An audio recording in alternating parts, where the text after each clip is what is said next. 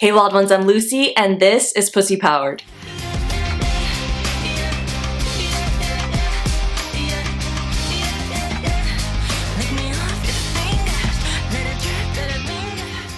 In today's video, I'm going to share with you 3 things that your self-pleasure habits reveal about you. As I've mentioned in other videos, the way that we approach self-pleasure reveals so much about our approach to life and pleasure in general. It's about so much more than what kind of orgasm you have or whether or not you have an orgasm. It reveals deeper truths about yourself and your mindset. So let's get right into it. The first thing that your self-pleasure habits can reveal about you is your attachment to outcomes. When you go into your self-pleasure practice or your self-pleasure ritual, you have an intention, or at least I encourage you to set an intention before you begin exploring at all. For so many women, myself included, it's not until they begin a self-pleasure ritual that they realize how fixated they are on the outcome, making orgasm the goal, and in the process disconnecting from the pleasure of being in the moment and experiencing all the nuanced sensations and pleasures along the way. And it's in those moments that I ask, where else does this show up in your life? It's almost guaranteed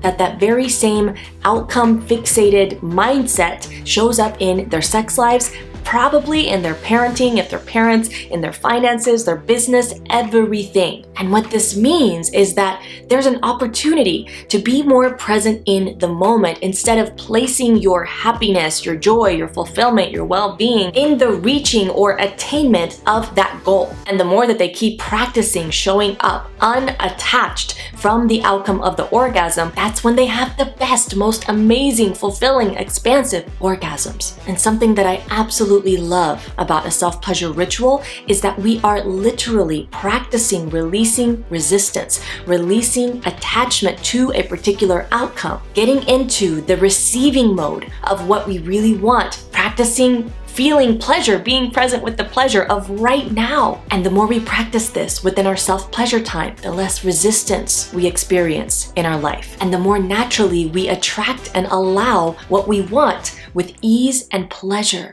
The second thing your self-pleasure ritual may reveal to you is any tendency to indulge in self-criticism and self-judgment. Again, if you have a self-pleasure practice, then you will already know exactly what I'm talking about. Those moments when you feel like, oh my God, I'm doing it wrong, or there must be something wrong with my body. And then you can get totally caught in that downward spiral to the point that it begins to feel mechanical, and then you're in your head about that and judging yourself about that. And this is why a self-pleasure practice is a fantastic opportunity to practice becoming an observer. A lot like meditation. You observe the thoughts, you observe the self-criticism, you observe the self-judgment, and then what do? You allow yourself to release it and return back to this present moment. And it's in that moment that you can feel the relief from the pressure you've been putting on yourself to reach a particular goal. A practice of complete self-acceptance. Now remember, as I've also said in multiple other videos, and if you're in my programs, you hear me talk about this all of the time,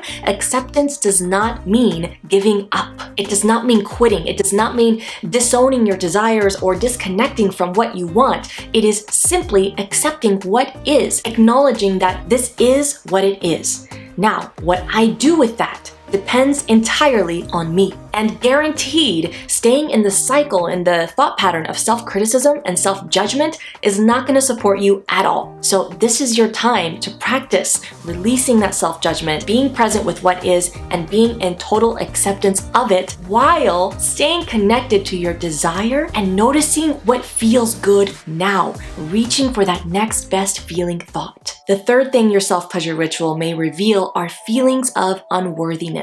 If you find yourself consistently rushing through your self-pleasure ritual or feeling like, well, I have so many things to do, I don't have time to just pleasure myself. But listen, I invite you to consider that maybe, just maybe, this is because deep down you don't feel that you are worthy of slowing down, taking your sweet fucking time with something that brings you pleasure, especially if that time spent in pure pleasure has nothing to do with your tangible responsibilities and your goals. And I would also ask you to consider that in the practice of allowing yourself to feel less resistance, and more pleasure, you are actually exponentially increasing your chances of reaching your goals and meeting your tangible responsibilities throughout the day with less frustration and less resistance and more ease, more joy, and a greater sense of well-being, which 100% benefits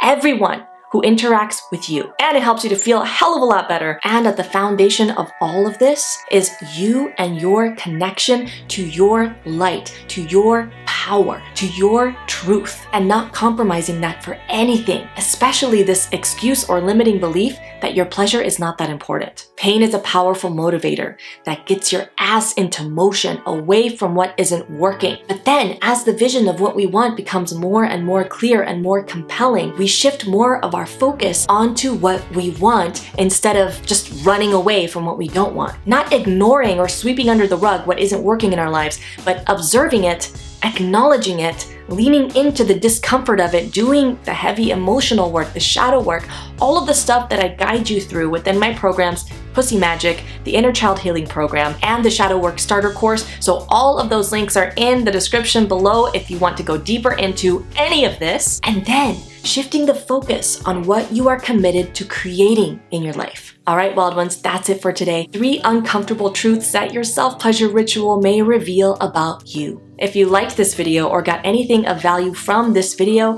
be sure to hit that thumbs up button and subscribe for more on sexual empowerment and healing for women. In the meantime, here's to your awakening for a pussy-powered life.